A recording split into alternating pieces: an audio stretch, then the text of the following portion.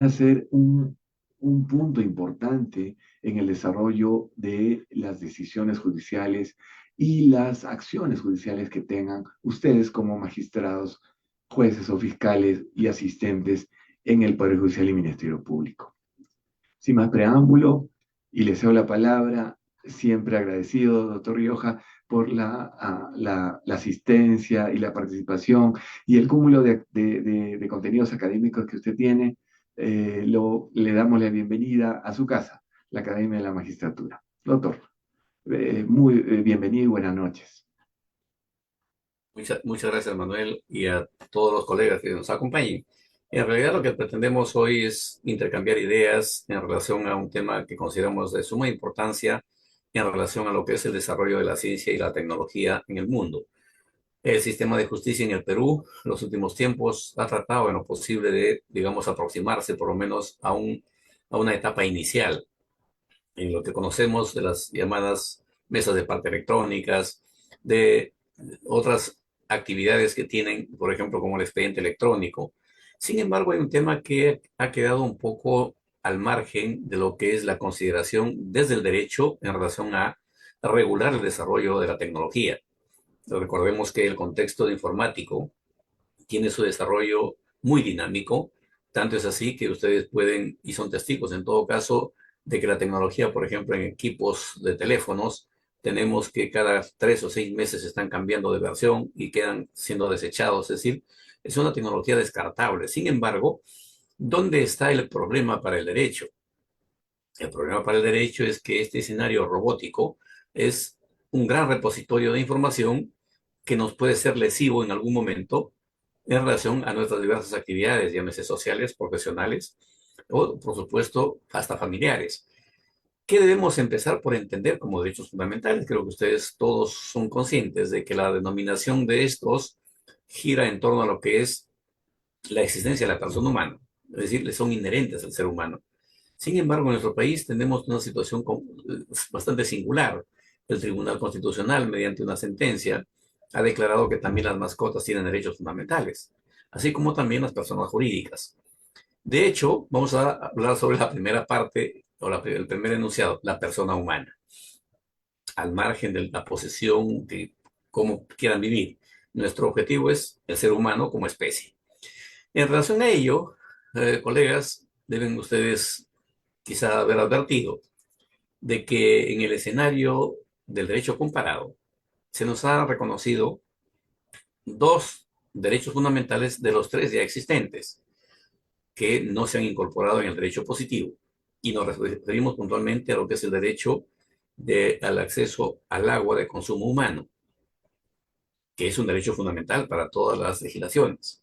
Igualmente el derecho de acceso a Internet como un derecho de acceso al conocimiento. ¿Qué tenemos en concreto, diríamos, en este caso? O sea, oiga, la verdad es que nos encontramos con que sí, pues efectivamente esto debe darse en el contexto de la Constitución y normas conexas. Sin embargo, el legislador peruano se ha salido del escenario dogmático que tiene que ver con que efectivamente estos dos nuevos derechos que ya están en la Constitución previa reforma se han incorporado como derechos sociales. Es decir, el derecho de acceso al agua de consumo humano está en el artículo 7A y el derecho de acceso a Internet en el 14A. Decimos que nos falta un derecho de los reconocidos por la comunidad internacional como derecho fundamental, que es el derecho de acceso a la verdad. Han habido algunas inquietudes legislativas que se han presentado, pero no ha habido voluntad política para que esto suceda, es decir, para que se reconozca formalmente este derecho. Sin embargo, la jurisprudencia también están, digamos, presentes. Consecuentemente, dicho ello, somos y reiteramos nuestra posición en relación a que debe hacerse una nueva reforma, en el sentido de que estos derechos reconocidos como 7A y 14A deben ir al artículo segundo de la Constitución. ¿Para qué? Para que forme parte de la Declaración de Derechos Fundamentales que nos corresponde, no solamente por un escenario de derecho comparado, sino por la misma naturaleza de que la persona humana es sujeta y, por supuesto, tiene el derecho a disfrutar de estos derechos que nuestro legislador lo ha llevado a los derechos sociales. En realidad, El escenario de los derechos fundamentales y la perspectiva de la robótica nos lleva a una serie de perspectivas que ustedes deben recordar. Por ejemplo, hace unos 20 años más o menos, los japoneses generaron una situación de presentar en público como un instrumento utilitario a un robot llamado Simon. Y desde ya, por supuesto, a partir de ahí se empieza a generar que ahora inclusive se dice que deben haber leyes de la robótica y también principios de la robótica. Y esto gira en torno a qué? A que el ser humano los usa como herramientas para tener que facilitarse la tarea. Muchos colegas hoy, por ejemplo, hacen gala y en ese caso pues, se presumen de ser los que dominan la llamada inteligencia artificial, que en realidad, en nuestra perspectiva, no es más que un escenario de carácter comercial, que solo va a permitir el contexto de tener que vender máquinas, vender equipos, vender lo que le llaman en todo caso, si quiere, pues, el metal en algunos escenarios. ¿Cuánto de importante resulta ser el robot para las actividades diarias? En estos últimos días, por ejemplo, ha llegado ya a Lima y se está circulando unas máquinas que ustedes presionan un botón y están reemplazando a la escoba, inclusive hacen limpieza de los departamentos o domicilios. Pero eso es, digamos, la parte utilitaria. En el contexto de lo que son los derechos fundamentales, ¿cómo hacemos para que la información que me pertenece no tenga que estar a disposición del que quiera saber quién soy, por ejemplo? De hecho, si ustedes en este momento googlean respecto a mi persona, van a encontrar información diversa, desde política hasta académica y también, por supuesto, hasta escenarios que he tenido que impulsar, como es, por ejemplo, querellas por difamación y calumnia, y precisamente a través de un medio electrónico. El editor de esta publicación decía de que como yo aspiraba a ser funcionario público, él tenía derecho a difundir lo que supuestamente, según él, tenía que conocer la población, que es lo que había pasado en un proceso administrativo. El caso concreto, colegas, es de que los derechos fundamentales giran en torno a la persona humana. Estos nuevos derechos se encuentran, en nuestra opinión, en alto riesgo, producto de los diversos tipos de repositorios en los que se almacena información. Seguramente la mayoría de los aquí presentes están en el escenario de que todos usan sus tarjetas para pagar hasta o desde gasolina hasta los útiles o las necesidades que se requieren para el hogar. Y todo es tarjetas. Lo que no han previsto y lo que realmente la mayoría no pensamos de que pueda darse, sin embargo eso se da, es que los supermercados y todas las actividades comerciales que hacemos y pagamos con las tarjetas son un gran repositorio de información que inclusive califican y clasifican respecto a cada sujeto qué es lo que más consume, con qué frecuencia y por supuesto en qué cantidades. Y dependiendo de ello, va a ir en ese caso orientando las ofertas publicitarias para que pueda incrementar su consumo. Existe un libro que se llama El ojo que te ve, escrito por un canadiense, en relación a que este señor llegó a Canadá con su familia y el único contacto que tuvo con Canadá fue migraciones. De repente, al día siguiente que se estaba instalando, no tenía absolutamente nada, le llegó publicidad al domicilio que él recién había tomado la noche anterior, desde útiles de cocina, en ese caso con refrigeradoras, televisores, dormitorios y todo lo que necesitaba comprar. Y hasta la oferta del colegio más cercano para sus hijos. ¿Qué es lo que pretendemos compartir con ustedes, colegas? De que los llamados chips en los que se guarda la información, a la fecha en nuestro país tiene el 99% de información que tiene ese carácter simplemente abierto, digamos, el que no tiene mayor implicancia de carácter legal. Sin embargo, la legislación en el Perú, el decreto legislativo 681 y su reglamento, que es el decreto supremo 00992, permite que, por ejemplo, los abogados podamos acceder a un oficio que nos permita acreditar valor probatorio a la información que se guarda en soporte magnético. Y por supuesto, esta misma norma habilita que los colegios profesionales de abogados o de notarios puedan organizar estos cursos a efecto de que los abogados puedan también hacerse otorgantes de fe pública en nombre del Estado. Por el momento, lo ha hecho el Colegio de Abogados de Lima siempre, y ahora se ha incorporado el Colegio de Abogados de Lima Este. Está haciendo su primer curso para que los colegas abogados puedan acceder a este oficio, a razón de que ya hay demanda en el sentido de que los archivos que siempre hemos conocido, llenos de papeles y que por supuesto tienen un escenario de contaminación con los ácaros y polvo, se permita que se gane espacio y desde, por supuesto, esta información va a ir en soportes magnéticos en custodia por mandato de la ley, al menos a 2 centros que estén igualmente habilitados por mandato de la ley para que den esa protección, en la que consideran temperatura, en la que consideran esto refrigeración, o sea, una temperatura pertinente que no permita que, por ejemplo, los discos puedan obtener hongos. Es decir, tiene que tener calidad de servicio. En concreto, son estos mecanismos conexos a lo que es donde se guarda información nuestra. Entonces, mi derecho fundamental, por ejemplo, en el contexto concreto de hoy, que tiene que ver con mi derecho político. Si mañana se publica una información de que yo estuve hace 5, 10 o 15 años atrás en otro partido y que hoy quiero ser candidato por otro partido, ¿estaría lesionando mi derecho fundamental a tener que ejercer mi derecho político? ¿O simplemente está bien que se diga quién soy o de dónde vengo y qué hice antes? Pero para ello, colegas, vamos a hacer una breve remembranza de lo que es el contexto de la robótica y sus leyes, según el impulsor de este sistema, el señor Isaac Asimov. Él nos dice que las leyes de la robótica son principios éticos, ojo, principios éticos, es decir, hablamos de un escenario axiológico.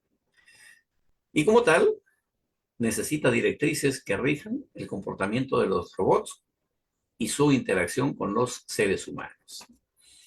Y ahí viene el primer desafío, a tener que reflexionar. Imagínense que compro yo un robot.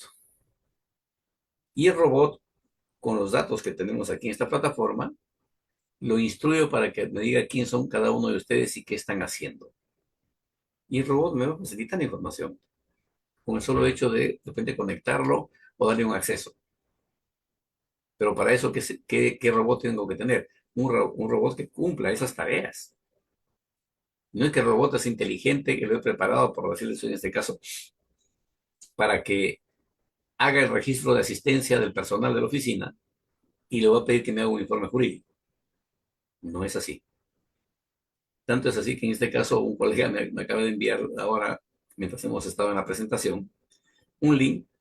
En Japón en este momento se ha presentado, por ejemplo, un robot de candidato a alcalde. ¿Cuál es su eslogan? Terminar con la corrupción. ¿Y eso qué significa? Ejercicio de derecho político. ¿Tiene el robot ese derecho? La primera pregunta que hay que hacernos. ¿A quién le asiste el derecho político? Al ser humano. La otra pregunta que hay que hacernos es, oiga, ¿el sistema electoral japonés va a inscribir a este candidato? Y ahí viene el tema siguiente. ¿Quién es el dueño del robot?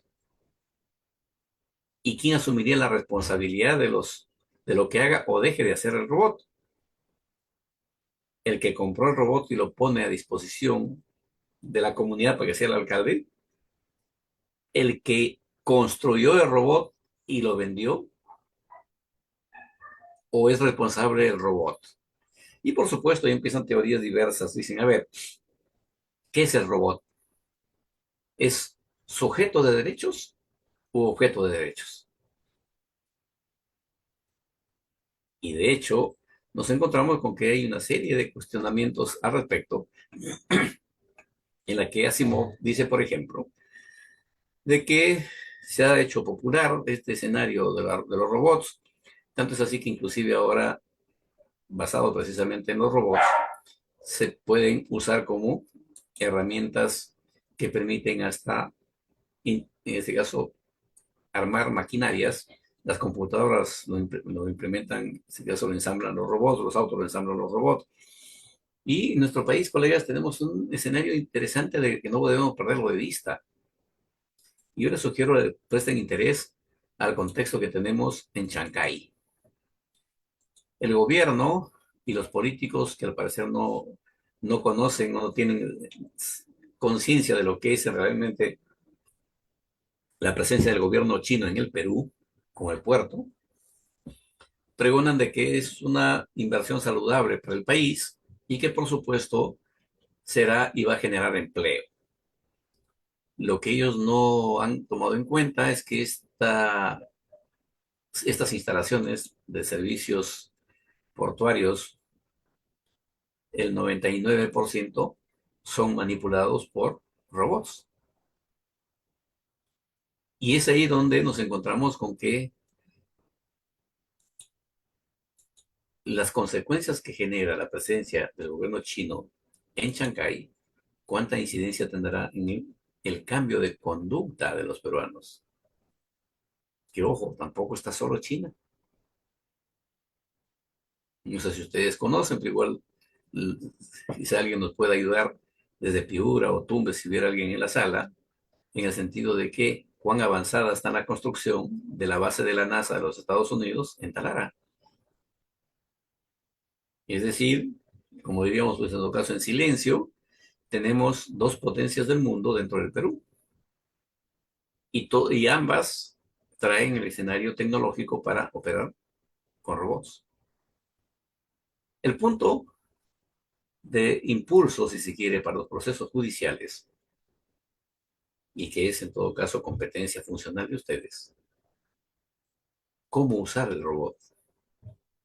Se ha hecho muy popular el chat GPT, pero este chat GPT nos ayuda en un escenario de describir, por ejemplo, la realidad del país, o simplemente nos da información genérica que tienes que ir adecuándolo dependiendo que quieras expresar.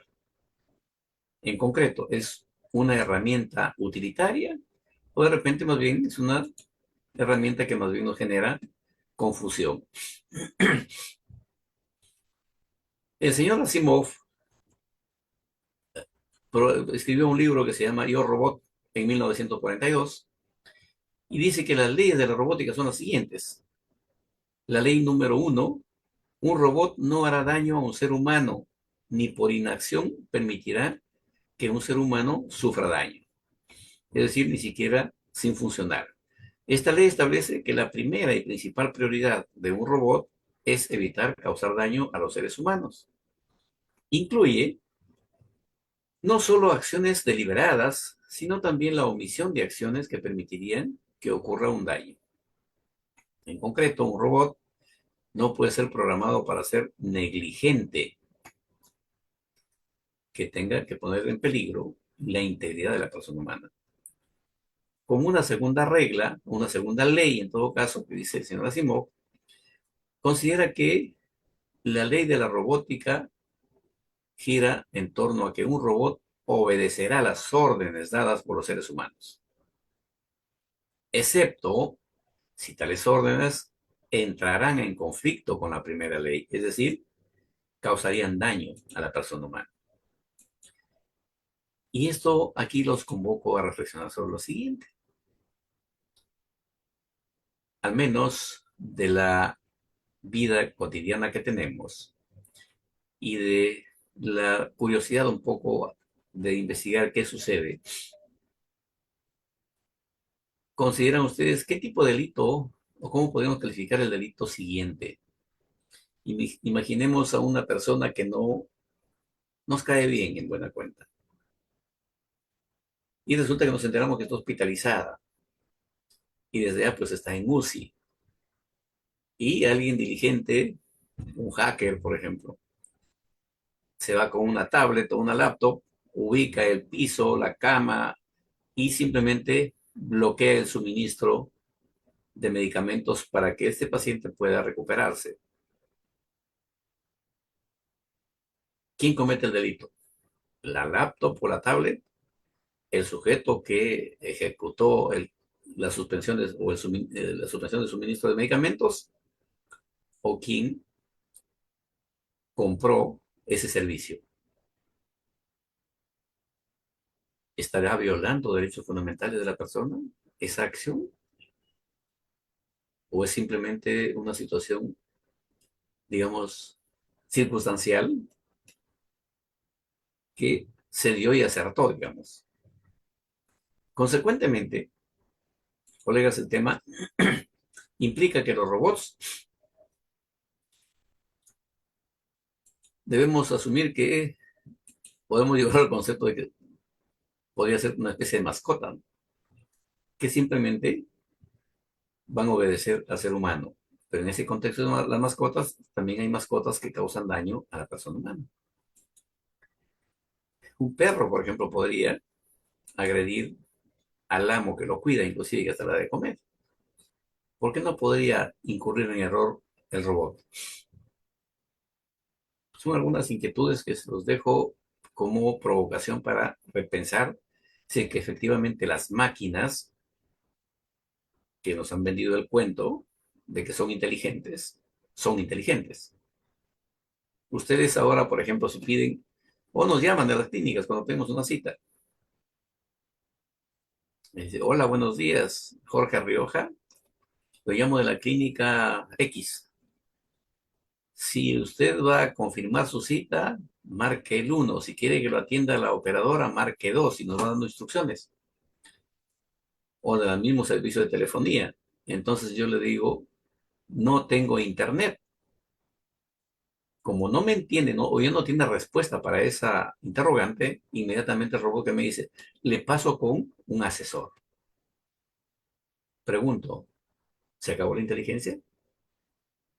¿O es que realmente la máquina acredita su condición de tal, de ser máquina, y que está preparada para ciertos criterios?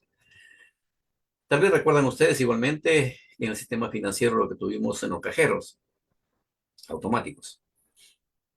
Se nos dice que tenemos una firma electrónica y que solamente nosotros podemos disponer de los recursos que tenemos en cuenta. ¿Y qué tenemos en el sistema financiero?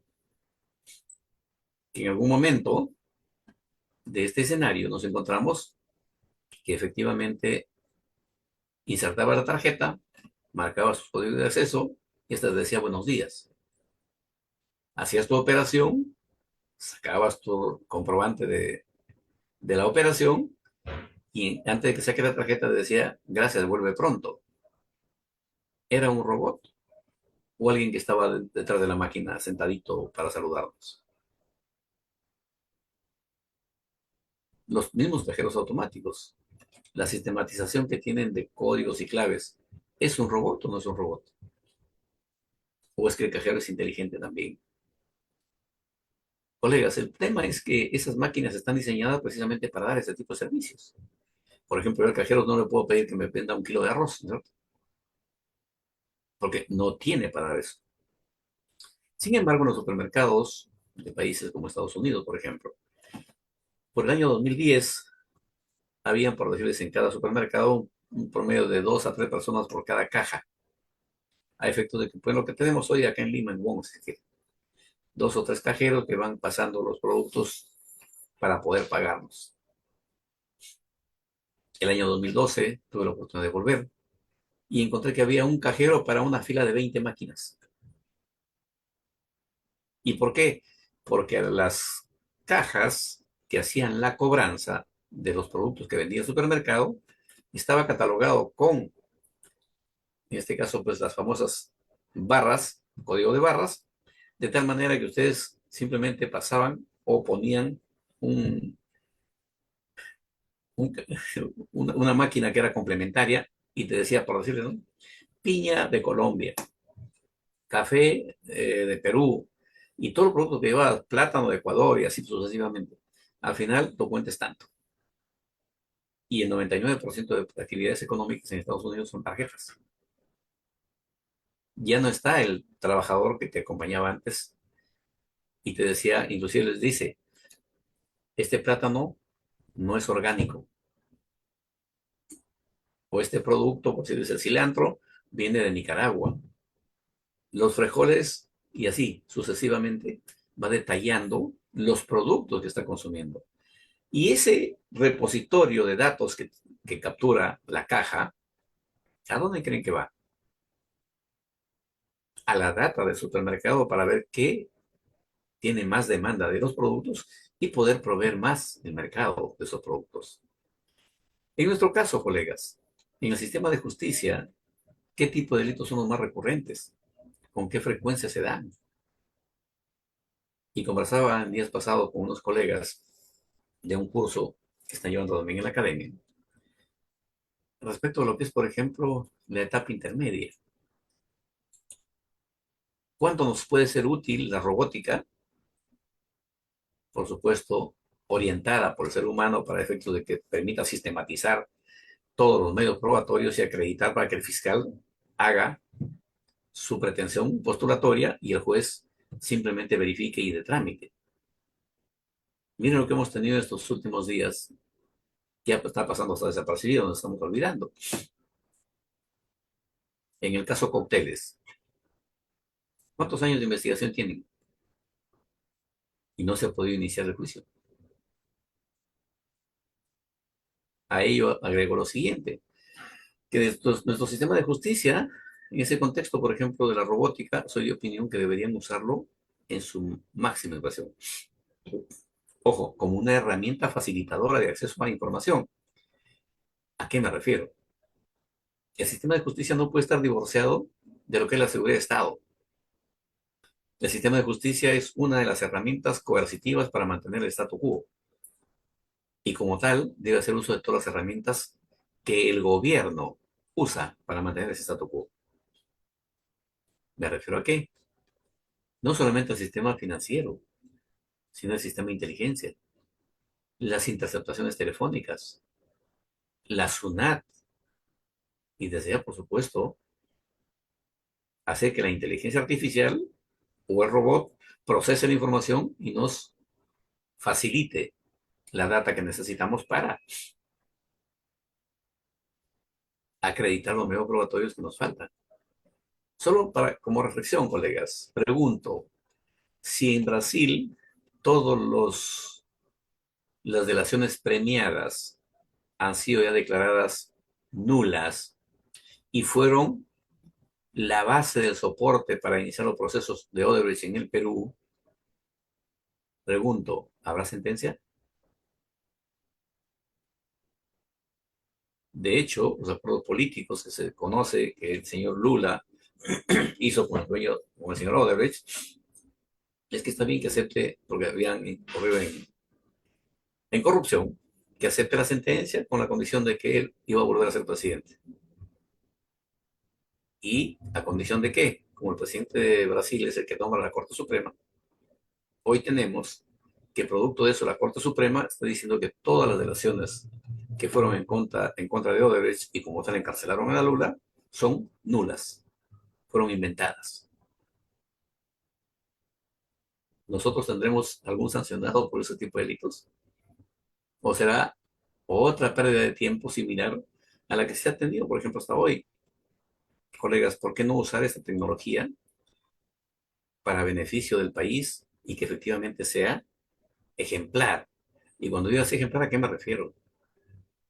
Me refiero a que esta información que los robots nos facilitan esté acreditada en el sentido de el origen y tenga valor legal el medio probatorio. Pero si solamente lo consigo de internet, van a tacharlo. No hay la fuente en la que se genera la prueba. Y es más, se acordarán ustedes, por ejemplo, también del caso de los USB, del famoso, que inclusive se costó la caída de un gabinete, la famosa aceitada. Los USB, ¿qué pasó con los USB? Un general de la policía cambió los USB y lo hicieron director de la policía después. ¿Y qué hizo el fiscal? El fiscal salió con una actitud, en mi opinión, completamente irresponsable. Así no hay problema que se hayan perdido esos USB porque finalmente tengo una copia espejo perdón, por ejemplo, esta conferencia que tenemos ahorita, o esta charla que estamos dando en este momento, ¿dónde se graba el original? ¿En mi máquina o en un USB? Para que sea medio probatorio, tiene que estar extraído de mi máquina, de mi CPU, no del USB, y mucho menos bajado de la nube. ¿Por qué? Pues, tenemos que ir al escenario de la fuente o del origen de donde se genera. Entonces, colegas, el tema no es tan simple para el sistema de justicia nacional. Se hace más complejo aún cuando encontramos que el desarrollo tecnológico va, por hacer una similitud, a 100 y el contexto de capacitación de los operadores del sistema de justicia van a 20. Sumado a ello, tenemos un gran problema que tiene que ver con el contexto de la titularidad. Miren ustedes lo que tenemos como escenario del sistema de justicia. Una junta revuelta, por si fuera poco, sin respetar procedimientos ni procesos. Por ejemplo, en mi opinión, todas las decisiones en las que participó el señor Falconi son anulables. ¿Por qué lo incorporan? Por mandato del Tribunal Constitucional. Claro, está perfecto, formalmente, digamos, legitimado, pero para ejercer la función que necesitaba, que lo juramente el presidente de la Comisión Especial, que es, o que se constituye en tal, el defensor del pueblo. ¿Quién le tomó juramento? El defensor del pueblo. Y no había instalado la Comisión Especial para obtener esa legitimidad que le debía dar legalidad y legitimidad al señor Falconi. Es decir, el señor Falconi fue juramentado por el defensor del pueblo, no por el presidente de la Comisión Especial. Y por supuesto, con sus votos él ha tomado decisiones, punto. El escenario es que nos estamos acostumbrando en el Perú a tener que convivir y legitimar la informalidad, y lo cual me parece peligroso. Me parece peligroso porque el sistema de justicia, colegas, que está en manos de pocos fiscales y jueces, con su complacencia están permitiendo que ingresemos a un caos. Imagínense ustedes, y quizás se acuerdan, la acusación que había y que no pudieron acreditarlo por corrupción al general Chaco Málaga. ¿Qué sucedió? Un manejo político, en mi apreciación, consiguió de que el Tribunal Constitucional le diera un habeas corpus y que por si fuera poco, una sala del tribunal resolvió excluirlo del proceso penal por exceso de carcelería. Por Dios. O sea, y claro, tenía 7 años investigado. ¿Tenía derecho a postular el habeas corpus? ¿Se la dieron? Sí, claro que se la dieron. ¿Y el proceso en qué terminó? Se acabó el proceso porque era el imputado principal y supuestamente se declaró complejo y tenían como 30, creo, investigados. El mismo caso Humala, colegas. ¿Les parece pertinente que 15 años después de que ejerció el cargo recién lo sancione? ¿Para qué debemos usar en todo caso los robots o la robótica? ¿No es que acaso es para facilitar acceso a información y con la certeza de que se han dado esos eventos, sancionar al funcionario público que no cumple su tarea? Como una tercera ley, según el autor de las leyes que les he comentado, que es el señor Asimov, ¿qué nos dice respecto a la robótica?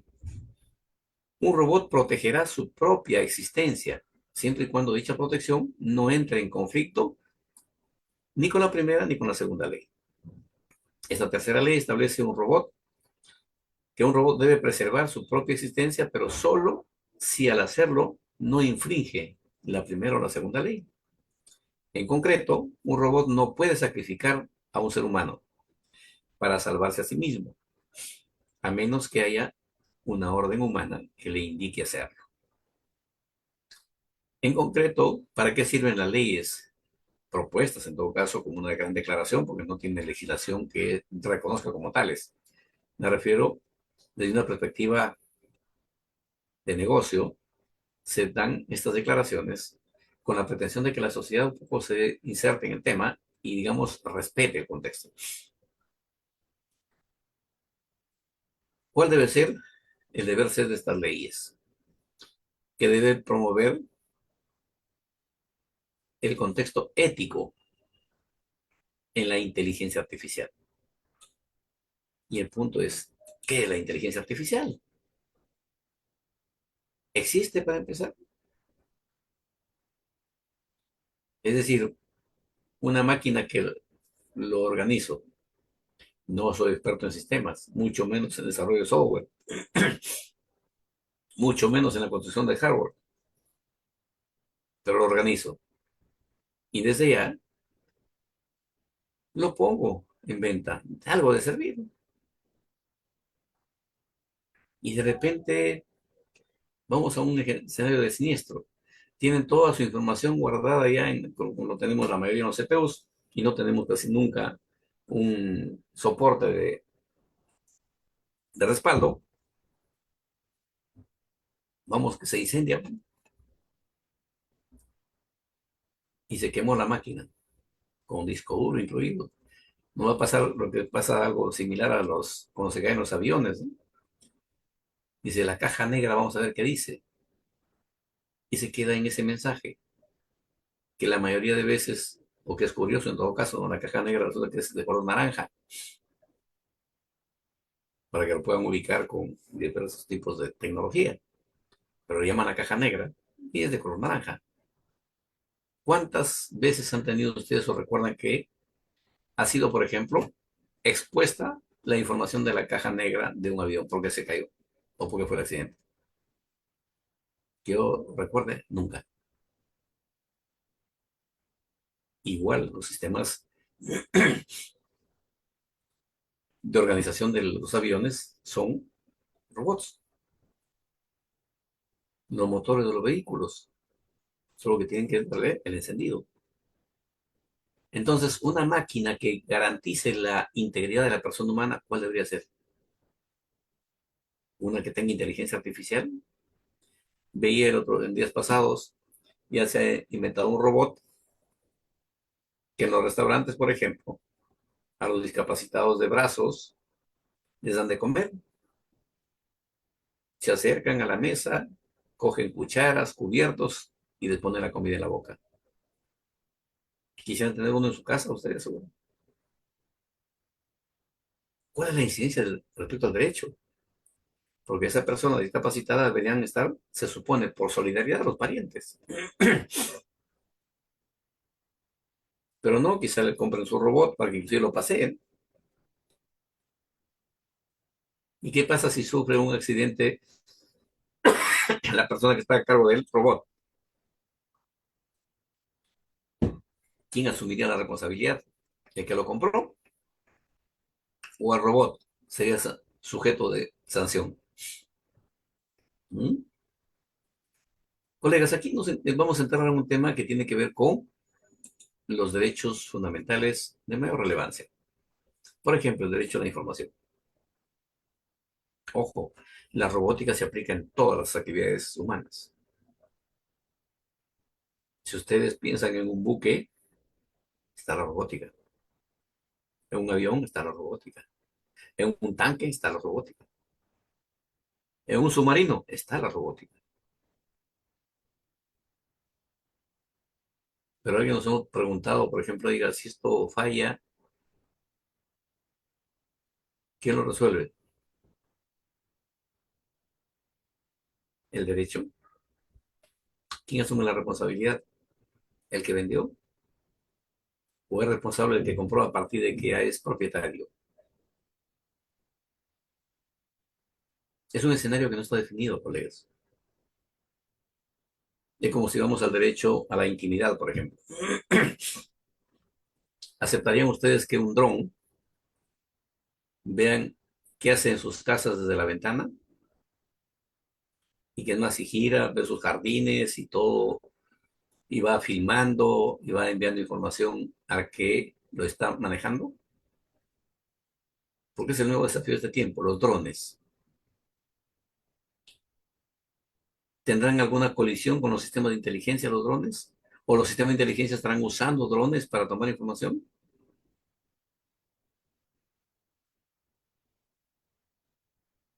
Y hay un tema adicional que ahora ha surgido, ¿no? ¿Los drones tienen derecho?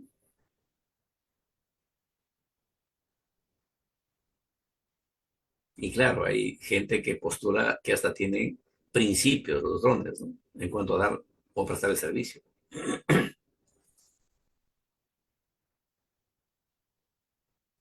En el Perú se han aprobado algunas leyes como la ley de base de datos, por ejemplo. Tenemos, además de eso, además de la ley de base de datos, la ley del desarrollo de la inteligencia artificial para el uso en la administración pública. La penalización a los delitos informáticos, llamados así, que soy de opinión que debería llamarse, ¿no? La comisión de delitos con medios tecnológicos. ¿Por qué? ¿Qué nos implicaría delitos informáticos? Estamos violando las computadoras. Una transacción financiera con uso de Internet y un celular, por ejemplo, es un delito informático. ¿Cómo lo acredito? Si el celular encima lo compraron con chip para esa operación y después lo tiraron al tacho. Uh-huh. En este aspecto, colegas, en el ámbito de lo que es la legislación para regular estas actividades, que ojo, son producto de la inteligencia humana, solo que están expresadas a través de herramientas llamadas, si quiere, pues, máquinas o robots, es con la finalidad de proteger a la sociedad en concreto. Y desde ya, por supuesto, en el ámbito de lo que es el derecho internacional, ya tenemos legislación que gira en torno a lo que es la protección de los derechos fundamentales de la persona. En esa perspectiva, se preguntan los que construyen la teoría de la robótica, ¿cuál es el futuro de la robótica y la inteligencia artificial? Y la respuesta que nos dan es la siguiente. Dicen, la ley de la robótica plantean cuestiones fundamentales sobre el futuro de la robótica y la inteligencia artificial. A medida que la tecnología avance, será necesario abordar cuestiones éticas y legales para garantizar su uso seguro y beneficioso para la humanidad.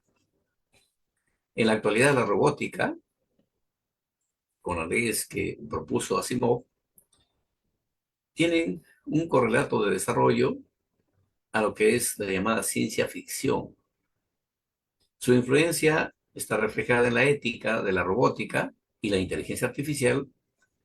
A medida que la tecnología avanza, surgen cuestiones éticas y además de carácter legal relacionadas con la automatización de acceso a información.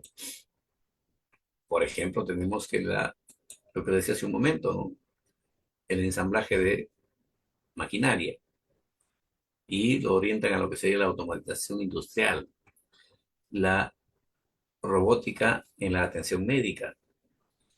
Ustedes deben saber también, por ejemplo, y paso simplemente comentar, que los médicos ahora usan tecnología de punta y ya no nos hacen, por decirles, para extraer en todo caso cálculos renales,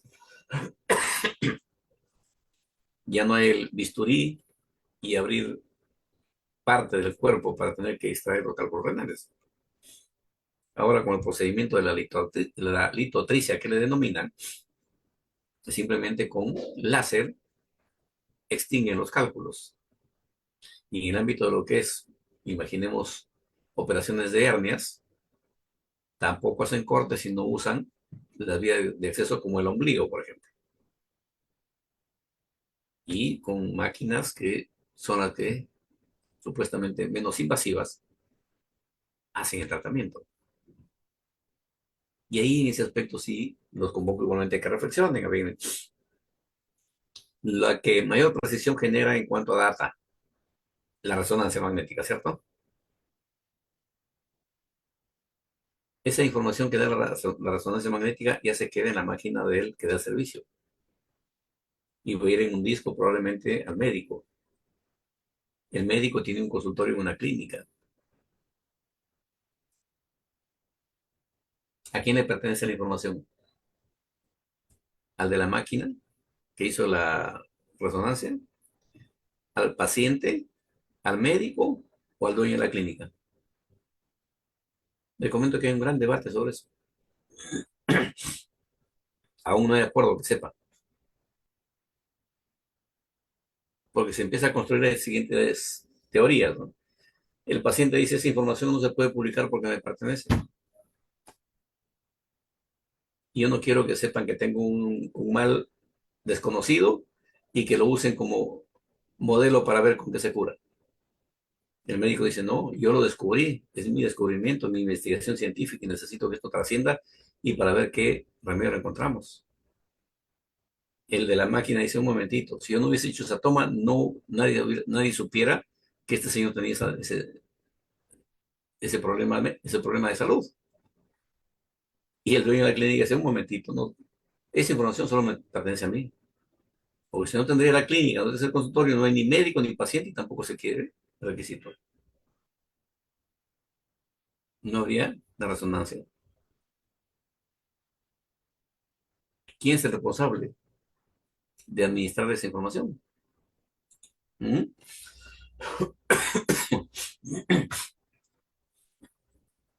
En estos últimos días se está difundiendo mucho, por ejemplo, lo que es el contexto de los vehículos eléctricos. ¿Mm? Y hay un tema en cuanto a la ética. ¿Qué entendemos por ética? Sumado a que los desarrolladores de software, por supuesto, para justificar su negocio, ellos aducen de que la robótica gira en torno a principios que deben respetarse, o en todo caso, hasta dicen que son parte de un escenario de lo que es el contexto filosófico, pero no es más que una literatura que describe, si se quiere, el negocio para justificarlo en el contexto sociológico y económico, o socioeconómico, si queremos. En consecuencia, si nosotros consideramos que las leyes que nos han dado dicen que un robot no daña al ser humano y que como tal el robot debe cumplir las órdenes que da el ser humano, y asimismo el robot está preparado o programado para proteger al ser humano, ¿qué debemos esperar del robot? ¿Que sea el mejor amigo? ¿Que no permita, por ejemplo, que un tercero acceda a nuestros documentos? Si así fuera, ¿hablaríamos de hacker o de cracker? ¿O es que realmente nada de eso es posible? Yo tuve la oportunidad de estar en la Universidad de la Defensa de los Estados Unidos en Washington. Encontré una realidad que es para mí penosa, porque siendo una potencia del mundo, el 90% del año, es decir, de 12 meses, por lo menos 11, es hackeado. Y es hackeada la Universidad de la Defensa, es hackeado el Departamento de Estado. Es decir, los americanos todo el tiempo están buscando de solucionar y de tratando de identificar quién es el hacker. Que yo sepa, por lo menos hasta ahora,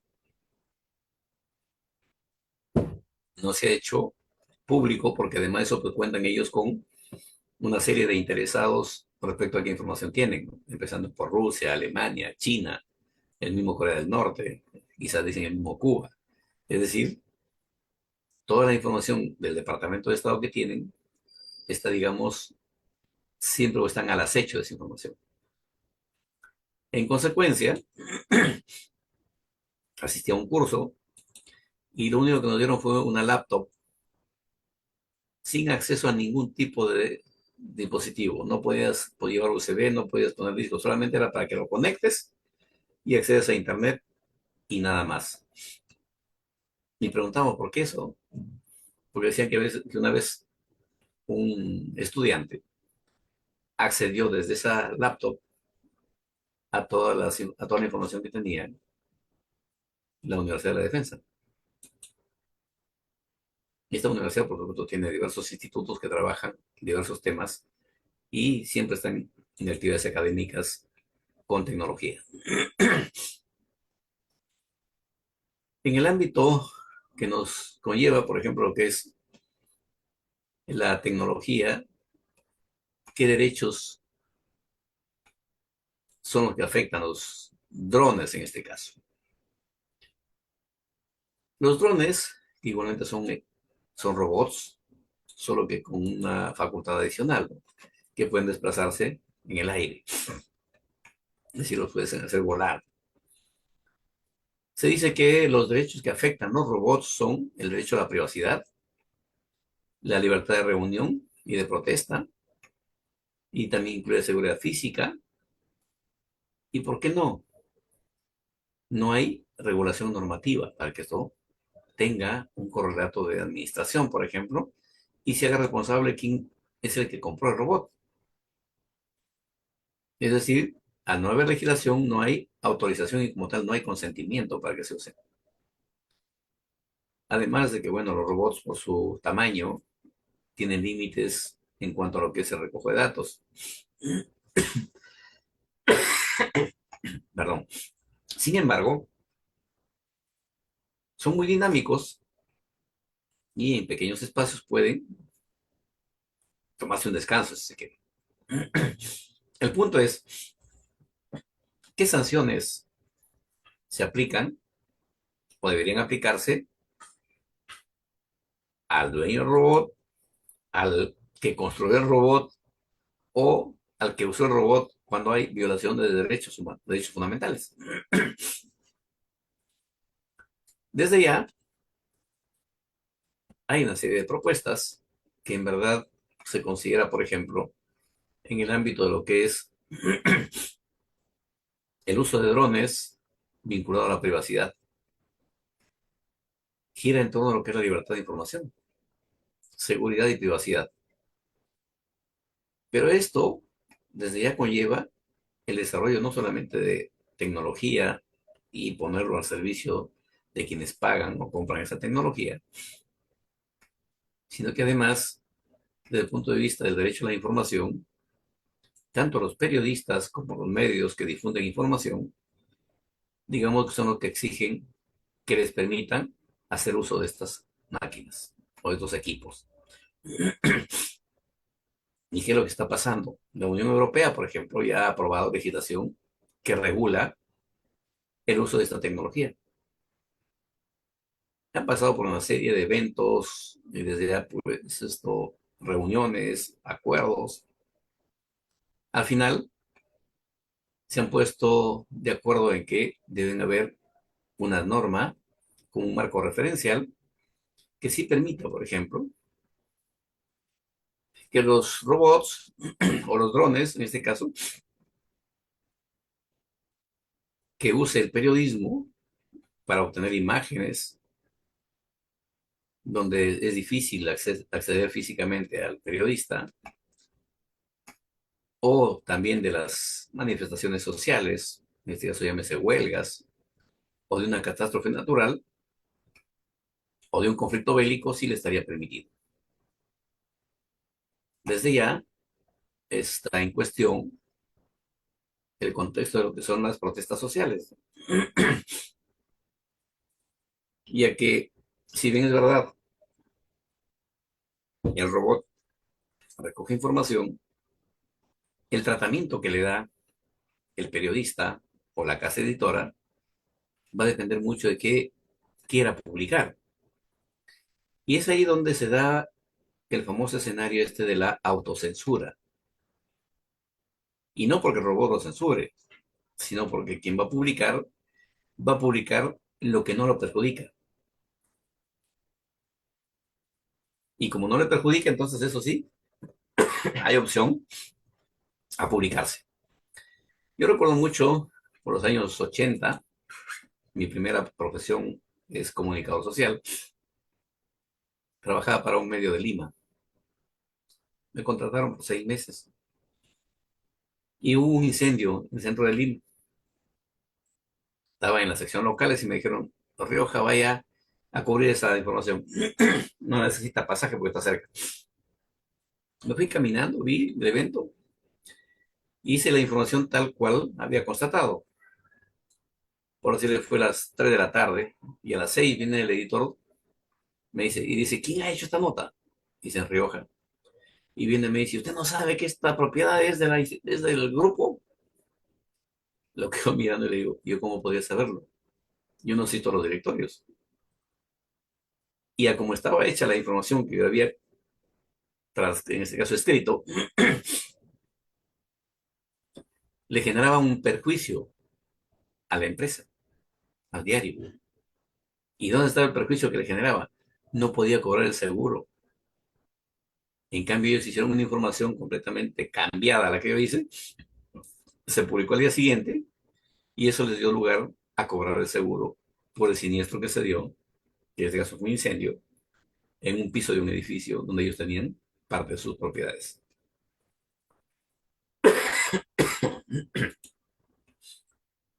En realidad, colegas, el desarrollo de la tecnología nos va ganando. Nos va ganando, tanto así que muy poca gente sabe, por ejemplo, el mayor productor de software en el mundo, ¿quién es? La India.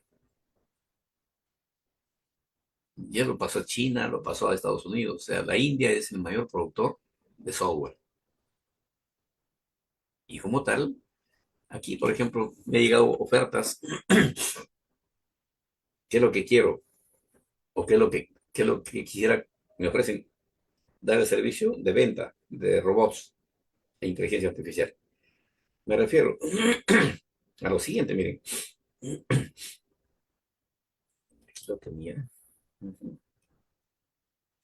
A ver, software para hoteles con factura electrónica, software para mini market. Y desde ya, por supuesto, también me ofrecieron ayer un software que nos permitiría no solamente organizar eventos, sino distribuir hasta la publicidad en el punto donde quisiéramos que se distribuya. Es decir, y a quiénes que deba llegar. ¿Eso qué significa, colegas? Por ejemplo, fíjense, ¿qué me dice acá? Buscas hacer de tu evento algo inolvidable. Con el robot Califa alquilamos para cualquier ocasión. Nuestro robot entrega alimentos y tragos. Controlamos la entrada de invitados y hacemos discursos para el novio.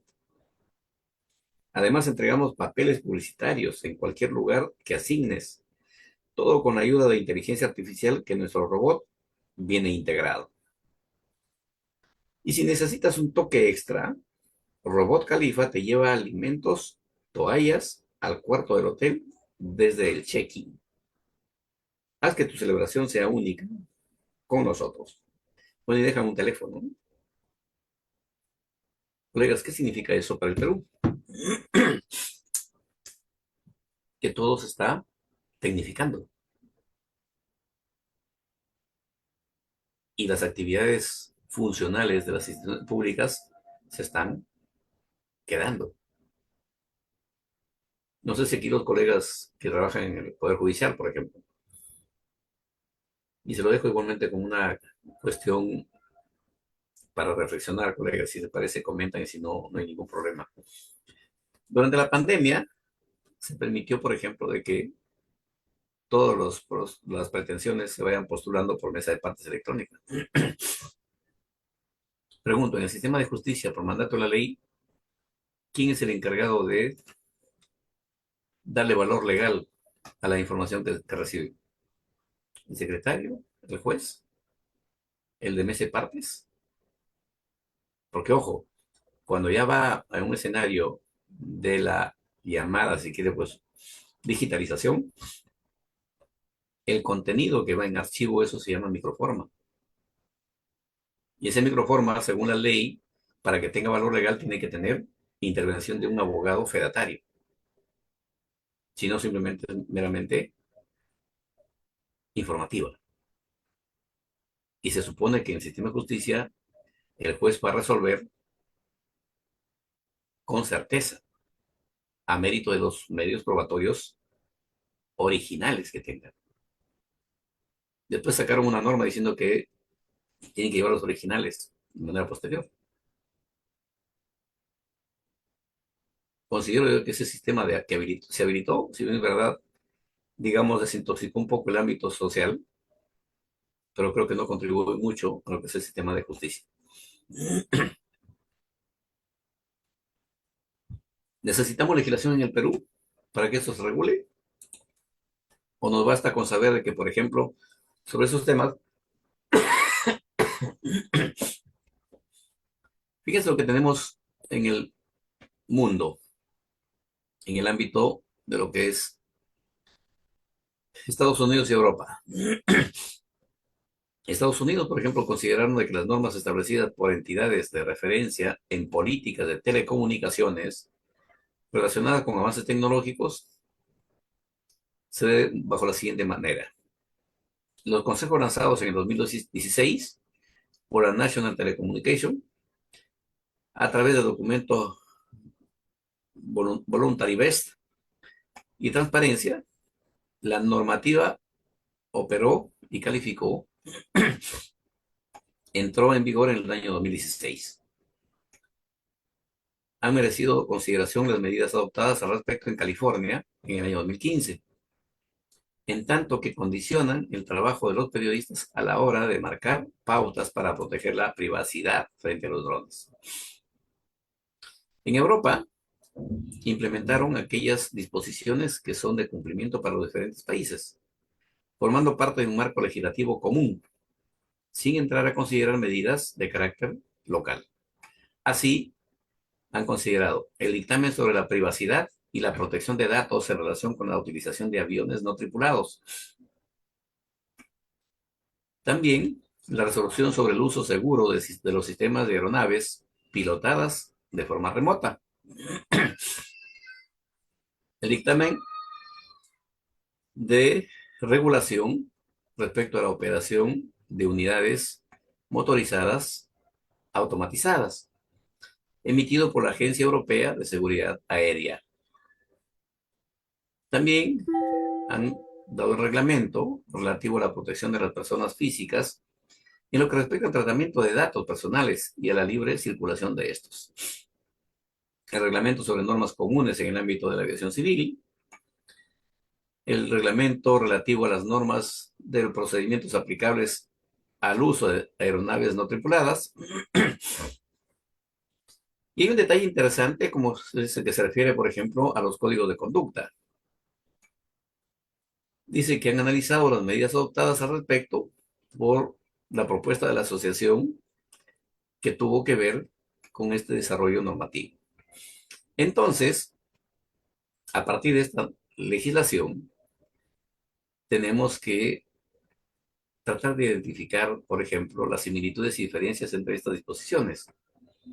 ¿Cuáles son las medidas para proteger la privacidad de terceros?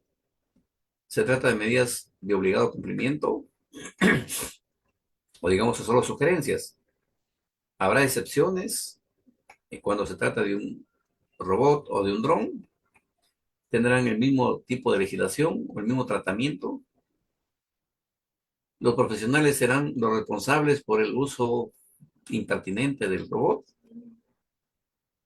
¿Quién tendría que regular todo esto? Desde ya tenemos una serie de instituciones que nos permiten en todo caso pues visualizar de que no, el mundo no está quieto, siempre se va moviendo y tenemos que en el año 2015, por ejemplo, en Texas, se aprueba la ley HB 2167-2015 relativa a lo que es el manejo de información en los robots. En esta misma norma no se permite fotografiar con un dron propiedades privadas sin autorización.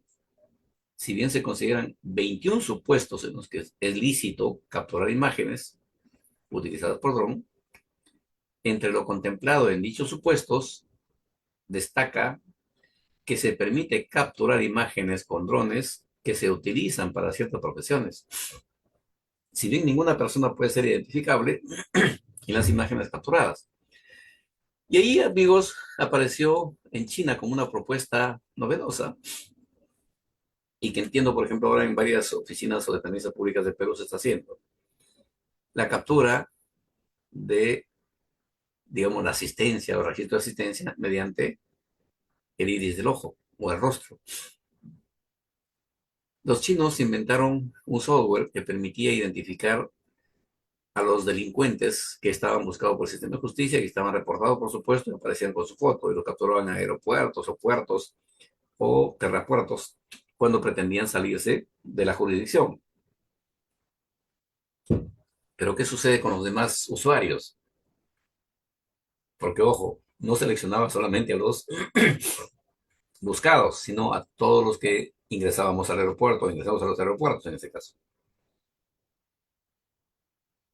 Debería construirse un robot para que efectivamente solo identifique al buscado o al sujeto que ha delinquido, a quien el sistema de justicia lo busca, o cómo deberíamos hacer para que esto funcione. La robótica en sí está al servicio del ser humano. Los ingenieros de sistemas, los que trabajan en computrónica y mecatrónica, son los que están involucrados en estos procesos. La pregunta es, ¿construyen con ética las diversas actividades que permite que funcionen? Es decir, su ejercicio profesional está investido del contexto deontológico.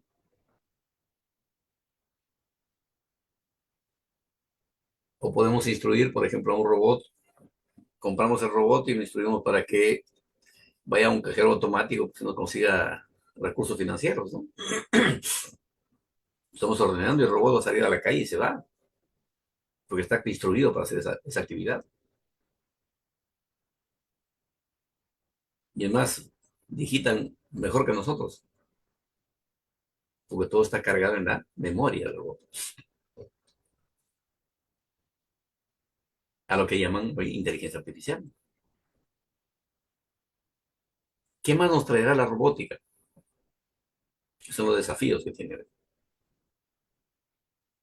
Lo que tenemos hoy, que conocemos, digamos, es parte de.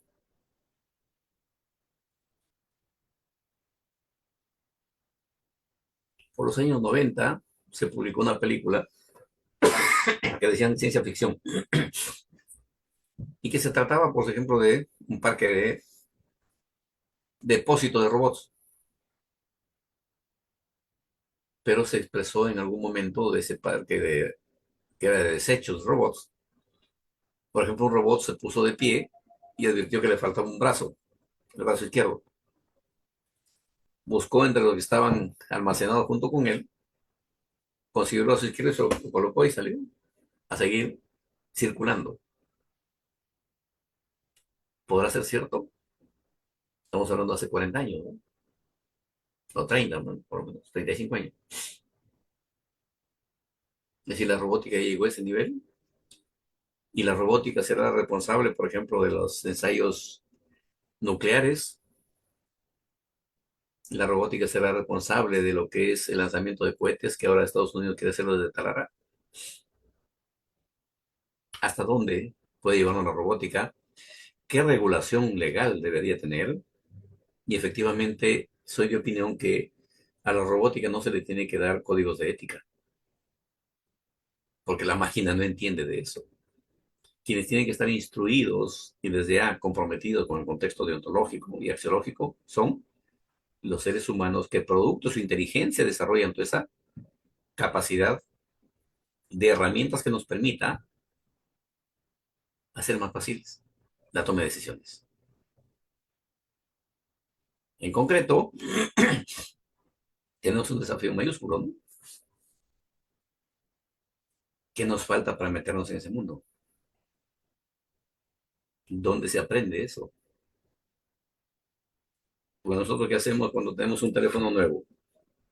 El manual que dice y lo ponemos en operación. Lo demás, ¿qué nos importa? Y no saben, o no sabemos todos, por ejemplo, que todos estamos vinculados ya a un drive, donde toda nuestra información, si cambias de equipo, simplemente lo generan del drive y se actualiza tu equipo. Y lo anterior es parte de la historia, ¿no? ¿Eso qué será? ¿Ciencia pura?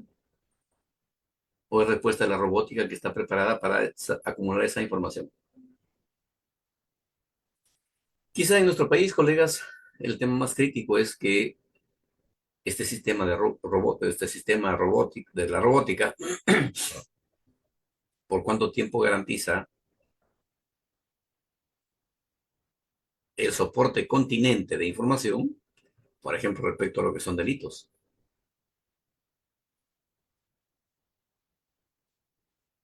Y no sé si se acuerdan ustedes, pero creo que fue por el año 90 o 2000, no recuerdo con precisión, salió la noticia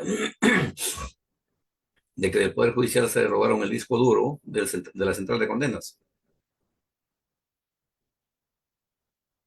¿Alguien se ha preguntado si lo recuperaron? ¿Alguien sabe si lo recuperaron? ¿O es que favorecieron a alguien para que sea protagonista en el escenario hasta político nacional? Simplemente salió la noticia que se robaron, un comunicado, se investigará, resuelto el problema. Es realmente crítico, sí, pues, ¿qué debemos hacer para que eso no suceda? Yo creo que por eso hay un escenario muy concreto. Si no tenemos compromiso con el Perú, haga lo que se haga, no va a ser útil para nadie. Imagínense ustedes, tenemos, según la especulación, 35 millones de habitantes, porque no hay un censo final o último, de los cuales más o menos vamos a ser 25 millones de electores.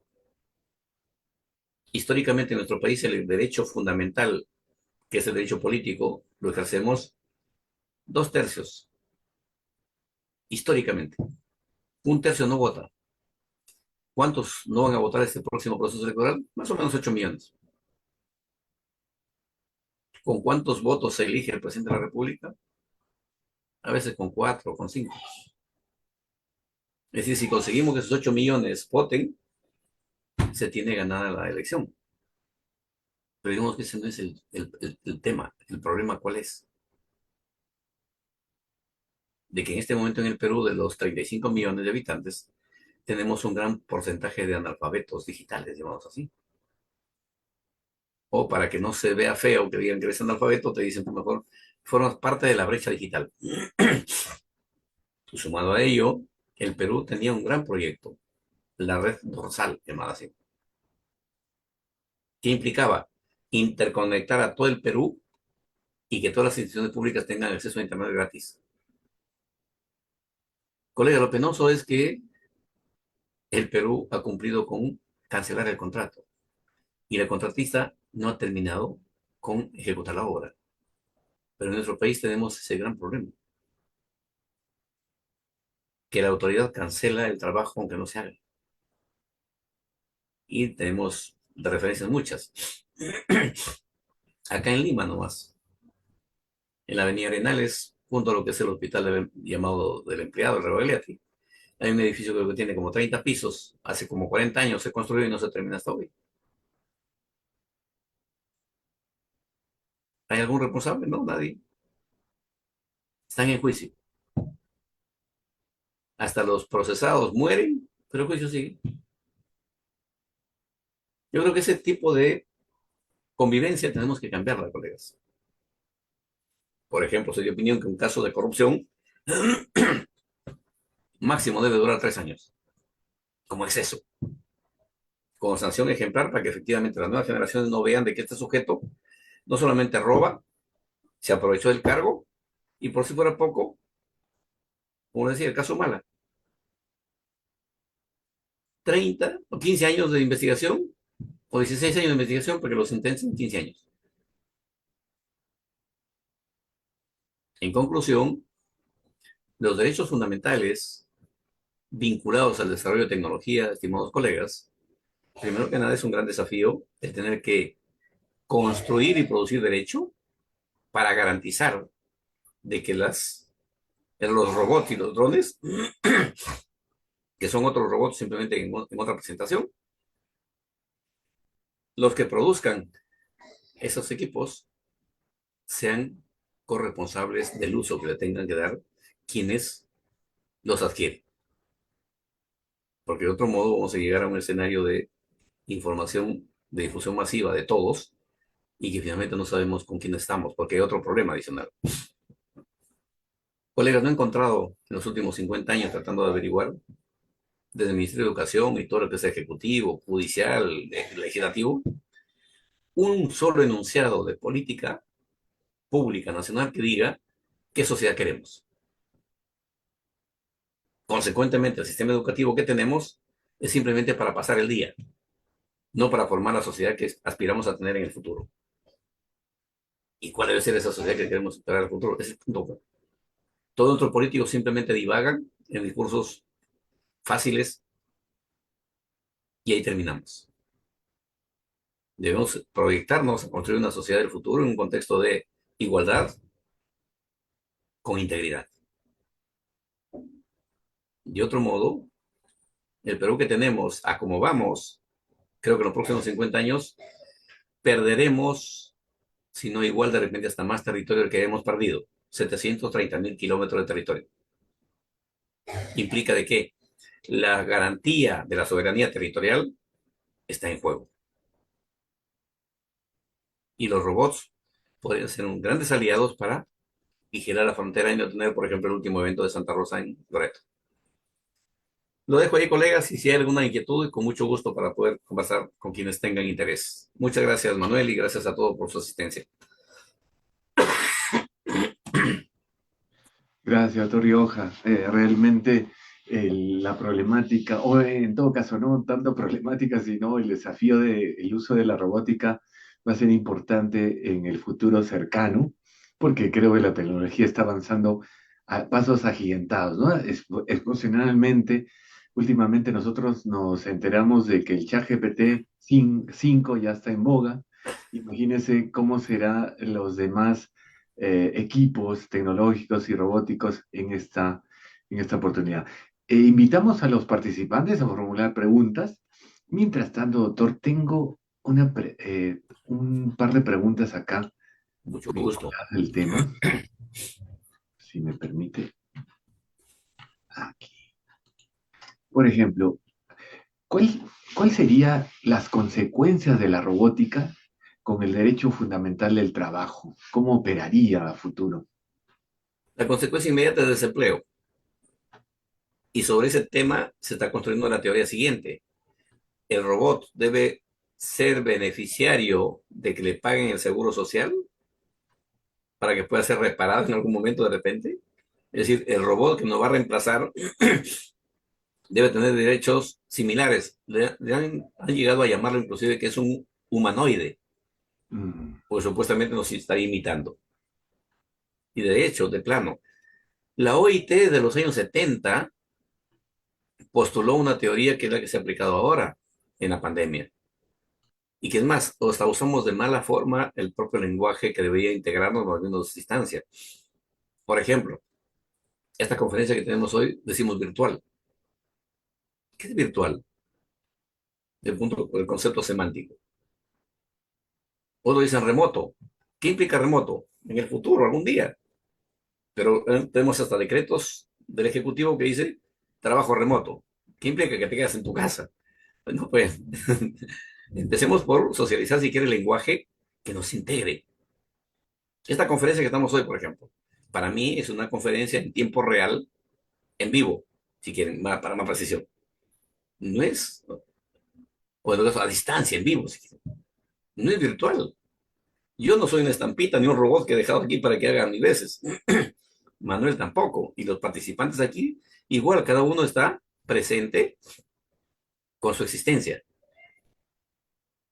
Al menos esa es mi perspectiva en relación a los participantes, aunque en la academia y otras universidades también en posgrado, ingresan, contestan presente y se van a tomar desayuno, almorzar, cada quien hace lo que le parece, pero es responsabilidad de él, cada uno de nosotros, si quiere se queda o si no se va. Entonces, si se supone que esta actividad es, perdón, académica, forma parte de, oiga, tenemos que interactuar, conversemos. Colegas, ustedes no tienen la menor idea de lo cuánto se aprende hasta del error ajeno. Tenemos apreciaciones diversas. ¿Qué significa telemática, por ejemplo? ¿Qué implica el contexto laboral a distancia? Es remoto. Y miras qué remoto, ¿qué te dice la RAE? Cuando hablamos de fenómenos naturales, ¿qué dice? En el Perú hay potencial disposición de las placas para que haya un terremoto a tiempo remoto. ¿Y cuándo es ese tiempo remoto? Algún día. Pero aquí nosotros lo usamos en el diario. Y es ahí donde a veces nos permitimos especular cosas y generar frases como la siguiente, ¿no? Yo digo, lo que pasa es que el lenguaje o la lengua española es tan dulce que amarga. No, me quedo ahí. ¿Alguna otra inquietud, colegas, que tuvieran? No queden en modo Sí. mudo. Compartan lo que saben. Sí. Les puedo habilitar el micro para poder formular Y verbalmente, ahorita desde el micro quizá alguien se anima a hacer alguna inquietud hacer, sí, o compartir pendiente alguna de ello. experiencia, ¿no? Mientras tanto, doctor, también tengo otra pregunta, algo interesante que ha salido es, ¿cómo influye la dependencia de la robótica en los derechos fundamentales? Eso es un poco lo que hemos tratado de exponer en la conferencia. O sea, fíjate, el tema de la robótica en los derechos fundamentales, que para empezar te lo va a poner en evidencia en el instante. Imagínate que estamos en este momento y sucede un incidente en mi casa, que me agreden, por ejemplo, o viene la policía, ¿no? Invade mi casa sin la orden judicial, está lesionando mi derecho. Cuando yo voy a un local público en la que necesito photocheck o un código de barras o un RQ para pasar, está limitando mi derecho, ¿no? Si no lo tengo. Entonces la robótica ha empezado a controlar la vida del ser humano. Y en el momento que lo controla un robot, pues, ¿en cargo de quién? El sujeto que es el jefe personal, el presidente del directorio, el gerente, está limitando mi derecho de libre tránsito. ¿A razón de qué? Simplemente, por ejemplo, fíjense ustedes, tenemos un gran problema en la interna, colegas, con la aplicación del artículo 62 de la Constitución, lo llamado contrato ley, que el gobierno, o desde el gobierno, ninguna autoridad puede modificarlas por mandato expreso del texto constitucional. La única forma que puedan ser modificados es que si el concesionario lo permite. Y producto de esa aplicación de ese artículo, los gobiernos sucesivamente vienen violando el artículo 71 de la Constitución, que dice que no se puede otorgar concesiones a menos de 50 kilómetros de territorio de la línea de frontera a extranjeros, personas naturales o jurídicas. En Madre de Dios le han dado a una transnacional, me parece que es canadiense-británica. Oh, pero miren ustedes con qué objeto, dice, filantrópico, nos van a reforestar. El Ministerio de Energía y Minas ha dado dos concesiones a dos transnacionales mineras en Ayabaca, que está en la frontera con Ecuador. Y hay otra concesión en Puno, para el litio.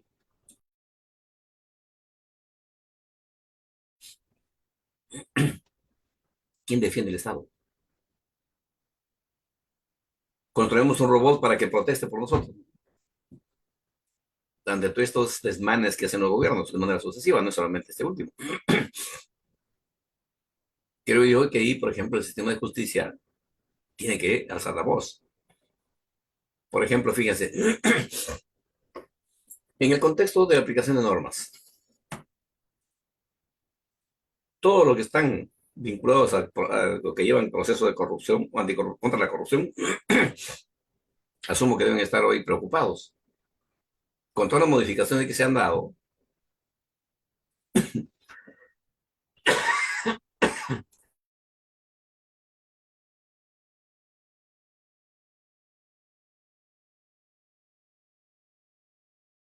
decíamos, con todas las modificaciones que se han dado, creo que se van a quedar sin casos. El otro día conversaba con unos colegas, le digo, el presidente del Poder Judicial, el Consejo Ejecutivo del Poder Judicial debe sacar una resolución diciendo que todos los casos que están vinculados con esa ley los archiven porque no hay futuro del proceso.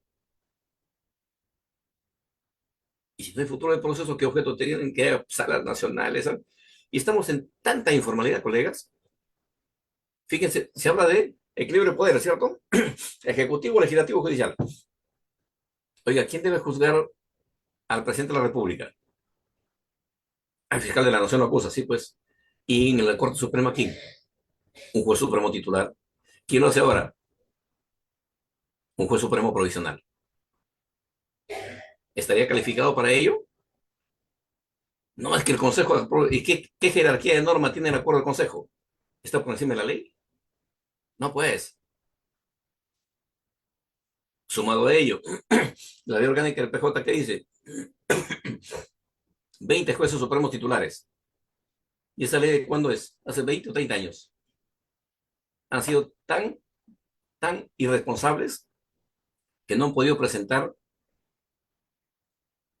un proyecto de ley modificando ese artículo para que diga que son 55 como que son hoy, pues tenemos 35 jueces supremos provisionales. Y es más, soy de opinión que la provisionalidad, por ejemplo, debe darse por única vez, máximo 2 años. Y la Junta es la que tiene que resolver el tema de la titularidad. Colega, la provisionalidad es eso, provisional, no para toda la vida, no indeterminado. Y no estoy en contra, por si acaso, del contexto de los colegas que están cumpliendo esa función. Enhorabuena que tienen esa opción. Y estoy seguro que están preparados para ser titulares, eso sí, no lo dudo. ¿Y qué tengo que hacer con la Junta? ¿Ponerle las pilas? No va a funcionar, porque está digitada. Ese colegiado de la Junta tiene parcelas. Quizá los colegas que están acá, y bueno, no sé si algunos de ustedes conocen, y si en el caso si me han googleado, deben haber encontrado. Yo he estado de candidato a defensor del pueblo y también de candidato a magistrado del TC. ¿Qué hizo la comisión para elegir el colegiado del TC de hoy? Su reglamento. Oiga, ¿qué dice el reglamento? Los congresistas califican a los candidatos sobre 40 puntos. O sea, todo tu backup solo vale 60. Y mínimo tienes que tener 30 puntos para poder pasar o ser propuesto al pleno. ¿Y qué implica que no llegues a los 30? Que eres corrupto. No tienes méritos.